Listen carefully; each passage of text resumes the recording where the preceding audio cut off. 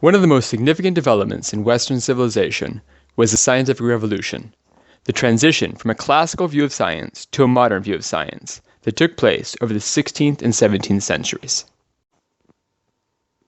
In order to understand just how revolutionary the scientific revolution was, we will first need to discuss what science meant prior to the revolution.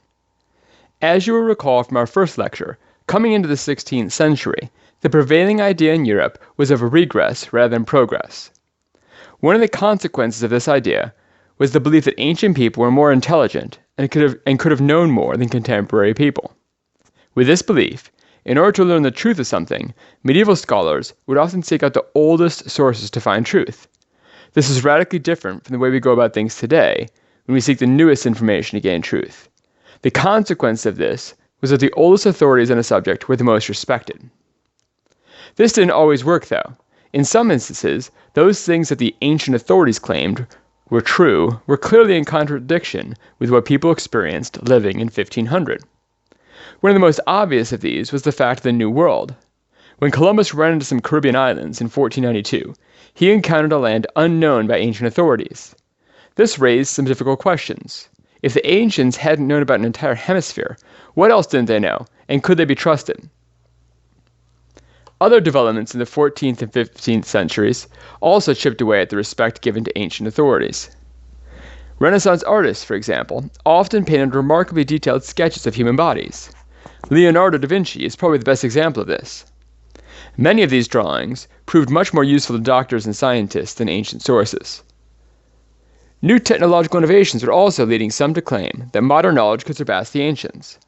The compass, gunpowder, and advanced ship designs are a few of these innovations. Mathematics was also developing new ways of solving old problems. Algebra, logarithms, and eventually calculus would all be developed to solve difficult equations more elegantly than the ancients had. All of these things added up to lead to a spirit more willing to question the past. In sum, the scientific revolution was a revolution because it reassessed how science would be done. By the end of the revolution, no longer would ancient authorities be appealed to for answers, but instead, scientists would investigate problems to discover the answers on their own. Some of the ways in which scientists went about their tasks also changed. One of these differences I call quantification. Quantification is when you take an ordinary problem and make it into a math problem. Most math problems have definite solutions, which make them attractive to analytical minds. The difficulty is in creating the problems in the first place. One of the major breakthroughs of the scientific revolution was that these scientists began to realize the mathematical basis of many problems, and to use the new mathematical systems to answer these problems. Another major shift in scientific thinking was the development of empiricism. This is the idea that knowledge is gained through experience and experiments. Essentially, you use your five senses to discover truths. Classical science disdained the senses and appealed to the written truths from the past. Modern science uses experiments and instruments to discover new truths. One of the reasons that classical science was so opposed to the senses was their unreliability and difficulty to measure. Both of these problems would be addressed in the scientific revolution by creating replicable experiments that could be conducted by multiple people, all observing the same phenomenon, and by better, more accurate instruments. The scientific revolution is a huge topic, not one that can be easily summarized for a survey course. Necessarily, I have decided to whittle the material down to breakthroughs in 5 areas: medicine and anatomy, astronomy, physics, the philosophy of science, and comprehensive understanding. If you don't know what comprehensive understanding is or means, don't worry. That's where we will conclude. With most of these topics, my plan is to introduce the ancient authority in the field and discuss his ideas to give us a sense of what scientists believed to be true prior to the scientific revolution. We'll then move on to the major figures in the early years of the scientific revolution in order to see how they differed from the ancients and how they opened the doors to new endeavors.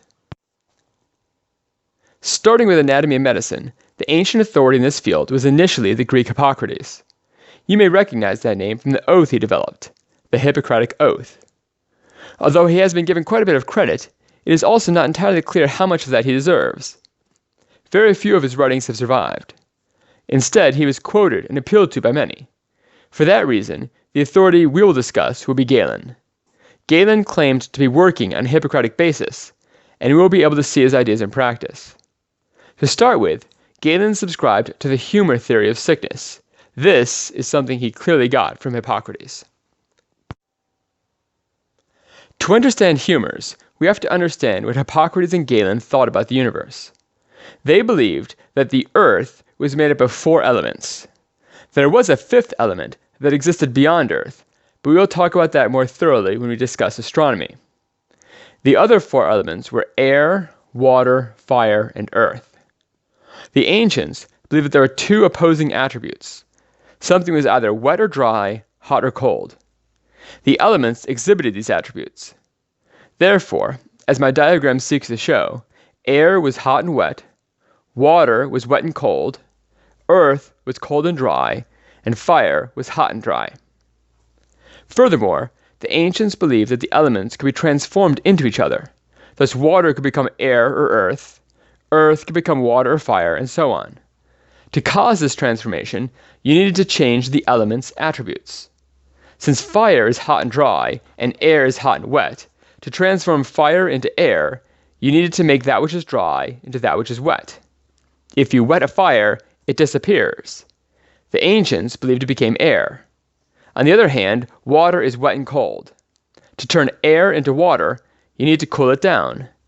We know that this is condensation, but it also appears as if you are turning air into water. This connects to medicine in the following way. Hippocrates and Galen believed that there are 4 substances called humors that traveled through your arteries and veins.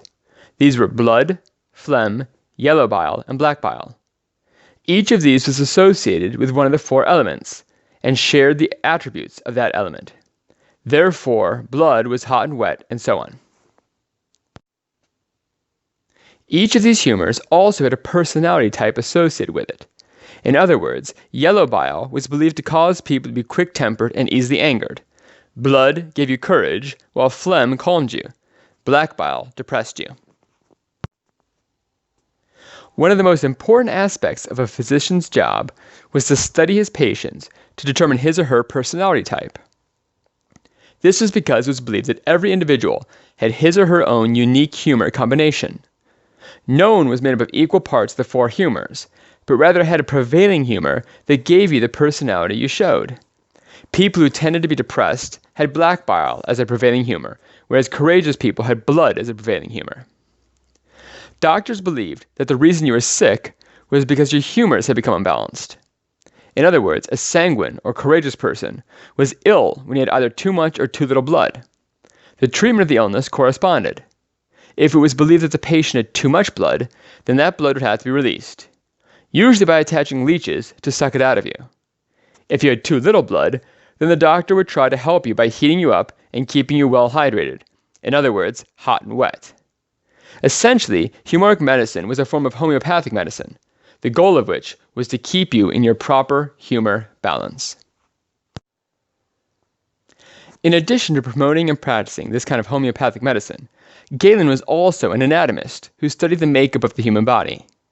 In fact, he got his start as a doctor for gladiators, those slaves who fought to the death in the Roman arena. Galen's job was to stitch the winner back together. In the process, he acquired quite a bit of useful knowledge about the human body.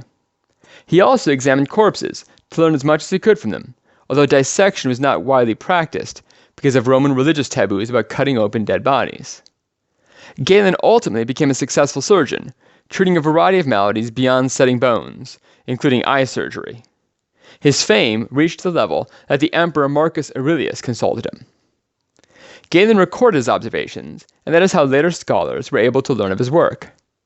Overall, Galen was a highly competent anatomist, but there are places where his work is flatly incorrect. Part of this can be blamed on the fact that he wasn't able to work as regularly on human bodies as he would have liked, leading him to draw analogies between human bodies and other pig or ape bodies. Sometimes he was correct, sometimes not. He notoriously misidentified the human skeletal system, for example. Nevertheless, his work will be read and studied for well over 1,000 years. The man who is generally considered to have been the one to lead the challenge to Galen was the Dutchman Andreas Vesalius.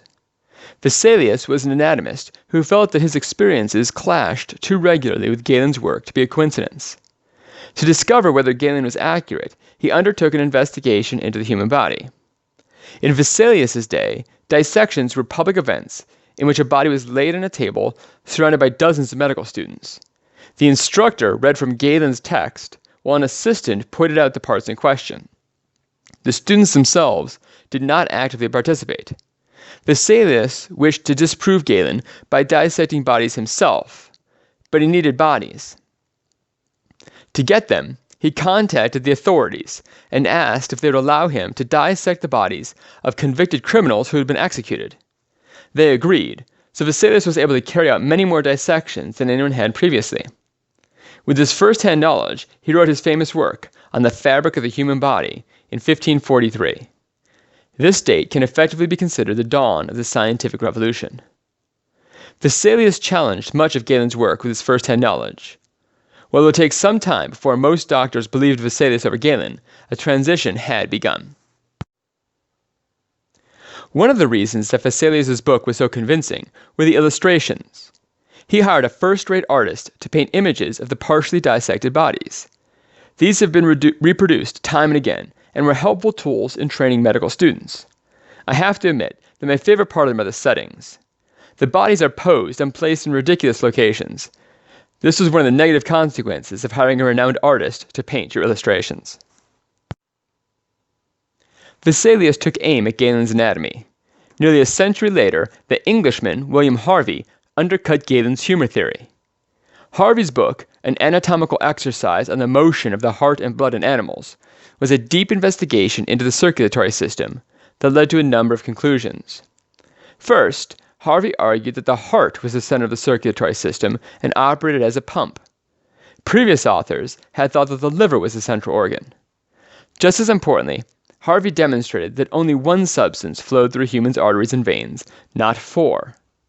This would ultimately undermine the whole idea of the human system.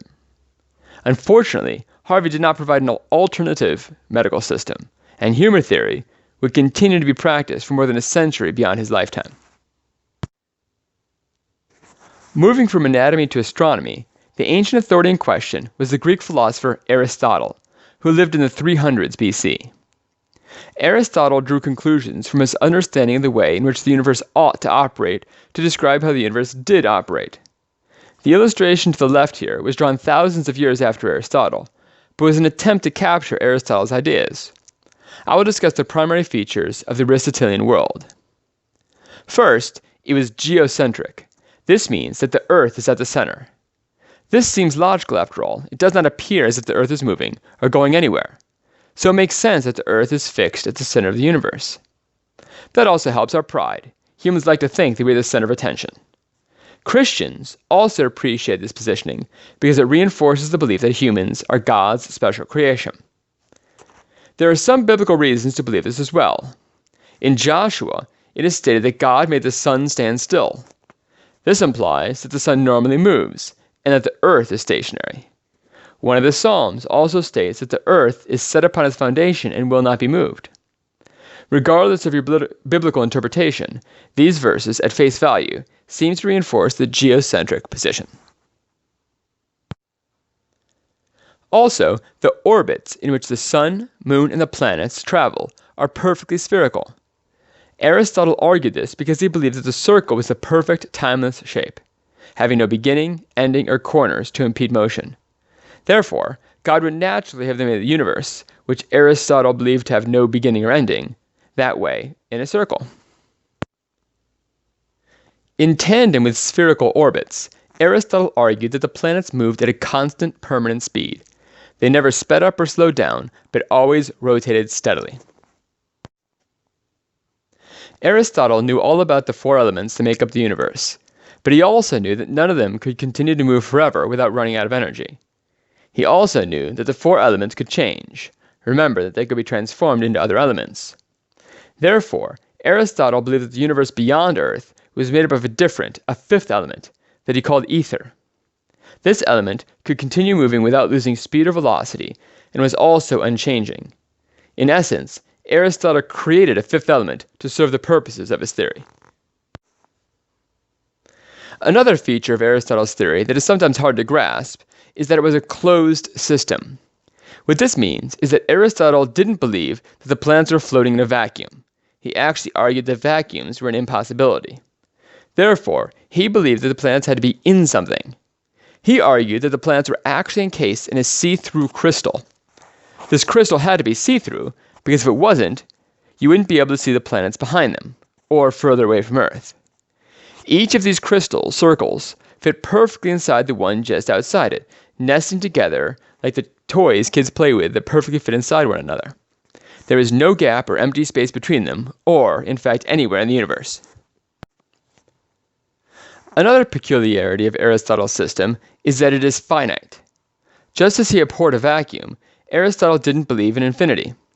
For that reason, the universe had to end somewhere. During the Middle Ages, some scholars even tried to calculate where it ended. Their answers were usually rather enormous, but the effort does show how sincerely such a belief was held. In fact, in the diagram on the left, the area outside the finite universe is labeled as heaven. Medieval scholars believe that God's infinity inhabited the region beyond the edge of the universe. If you had been able to travel all the way to the end of the universe, you would have been able to step into heaven. Now that I've outlined Aristotle's ideas about the universe, I would like to discuss some of its potential problems. If you agree with Aristotle's aesthetic sense, then you would agree with him that the system was perfect. But was it correct? One clear problem that developed had to do with prediction. If it was true that planets constantly moved at the same speed and traveled in perfect 360-degree circular orbits, then it should have been a relatively simple calculation to determine where the planets would appear in the night sky. These calculations didn't work correctly. For example, Mercury and Venus kept switching positions, and they both also appeared to travel farther some nights than others. This shouldn't have been the case if Aristotle was correct. These and other visible problems grew over the centuries, and led some astronomers to question the system. The Roman scholar Ptolemy offered a solution, but one that was so complex that you have to wonder whether it was worth the effort. His answer to the visible problems to Aristotle's system was that while all the planets did move at the same speed and in perfect circles, the planets actually traveled on a circular orbit, the center of which was a second circular orbit around the Earth. You can see in this drawing that the planets were actually rotating on a circle that was itself rotating around the Earth. These mini-circles were called epicycles, and would travel much faster than the larger orbits around the Earth. While these calculations did explain most of the observable phenomenon, like why the planets appeared to speed up, slow down, and pass each other, it also raised further questions. If the planets were really held up by crystal, then how could they be rotating within those crystals? Ptolemy's solution provided a mathematical answer to astronomers' questions, but didn't do anything to answer the question about how the universe actually operated.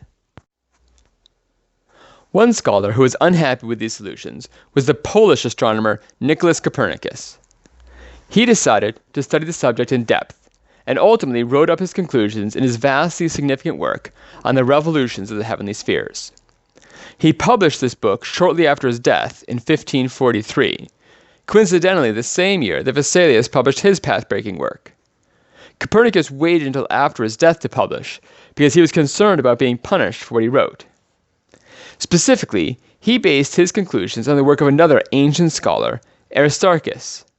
Aristarchus had lost his argument during his lifetime to Aristotle, but he was surprisingly proven correct a few thousand years after his death. Copernicus's and Aristarchus's basic idea was that the universe wasn't geocentric, but heliocentric. Essentially, Copernicus moved the sun to the center of the universe and made the Earth one of the planets that orbited the sun. This switch greatly simplified the mathematics of calculating where the planets ought to be. It also did away with most epicycles as well, although the moon still traveled on one. Apart from switching the sun and Earth, Copernicus actually changed relatively little. He still believed in uniform circular motion and ether. Nevertheless, his heliocentric ideas were substantial. He was criticized heavily, especially by those who believed in the Church's teaching that the Earth did not move. After all, if the Earth was really moving at hundreds of miles per hour through space, don't you think we would notice? Wouldn't an arrow shot straight up land far away because the Earth would have moved in the meantime? These simplistic arguments were used to criticize Copernicus, but others would soon come to agree with him on his essential ideas.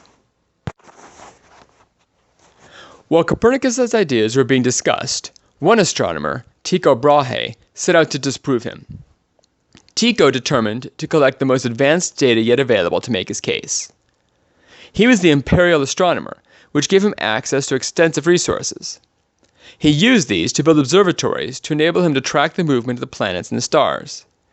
Tycho's data became the fullest set of data in the world and helped to construct a map of the heavens. Unfortunately for Tycho, the data he collected did not help him to disprove Copernicus.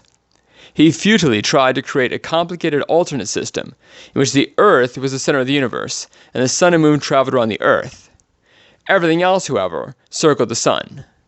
The diagram on the right shows this model that was too complicated for its own good, and I am not certain that anyone, even Tycho, thought it accurately represented the universe. Tycho's assistant was Johannes Kepler, who took the data provided by Brahe in a new direction. Unlike Tycho, Kepler adopted the Copernican model, and he used Tycho's data to support the Copernican cause. Kepler published his findings in the audacious New Astronomy, a text that brazenly announced that it was the new standard for astronomy and a replacement for the Aristotle/Ptolemy system. Kepler used Tycho's data to create his 3 laws of planetary motion, which are Kepler's greatest contribution to the scientific revolution. First, Kepler discarded the old notion of circular motion. Instead, he theorized that the planets had oval patterns, or ellipses. Secondly, he declared that planets don't travel at uniform speeds, but speed up and slow down depending on their position. Finally, he came up with an equation to determine the speed of a planet on its orbit. In the diagram I have drawn at the bottom here, let's pretend that A, B, and C are areas of the oval and that they are of equal area. If they are of equal area, then Kepler posited that a planet would cover the distance from x to y, from y to z, and from z to x in equal times, even though the distances are different. That means that planets do speed up at certain points along their path.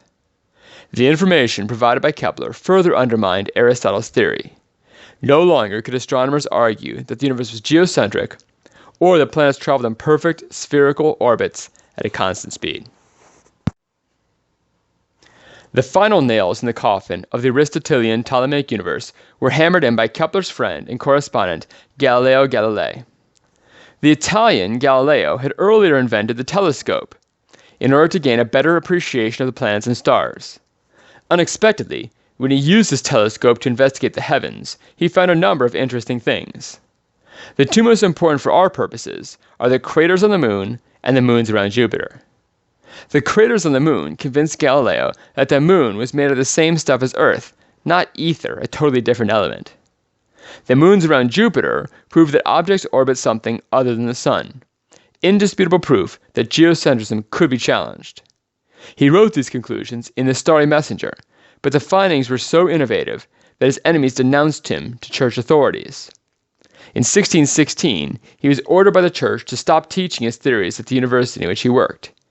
He kept his word, but in 1623 the Pope died and was replaced by the more open-minded Cardinal Barberini as Pope Urban VIII. Galileo felt that the time was right to begin teaching his old theories, but he did ask permission. He was told that he could write about his theories, but he must provide both sides of the argument, and he must make it clear that the Pope endorsed geocentrism. Galileo followed the letter, if not the spirit, of the request. In 1632, he published the Dialogue on Two Chief Systems. He wrote this in Italian, not Latin, which in itself was revolutionary. This meant that his work would be accessible to a greater part of the population, not just the elites who read Latin. But that was not all. It is true that Galileo presented both sides of the argument. The Dialogue as a supporter of heliocentrism, debate as a supporter of geocentrism. The debate was so one-sided in favor of heliocentrism, though, that it might have been better not to have even bothered. Even worse, Galileo did say that the Pope supported geocentrism, but that didn't make the argument any better, and actually made the Pope look stupid for believing in such a thing. The Pope was not about to be insulted, and he ordered Galileo to appear before him in 1633. Before being led into the Pope's chambers, he was given a tour of the torture chamber, just to let Galileo know that if he upset the Pope, he might be back there. When confronted with the Pope, Galileo caved, and agreed to renounce his book and to publicly burn it. He was sentenced to a life of house arrest. Although he renounced his book, it is clear that this didn't change Galileo's mind, and that he did so out of fear rather than any other motive. Now that he was under house arrest, though, he could no longer pursue astronomy. Instead, he began to study physics, and he would make many major breakthroughs in physics in the last 9 years of his life. The most significant of these were the laws of motion, which, with a few tweaks, are still taught in modern physics classes today. Alongside all this new science came developments in the philosophy of science.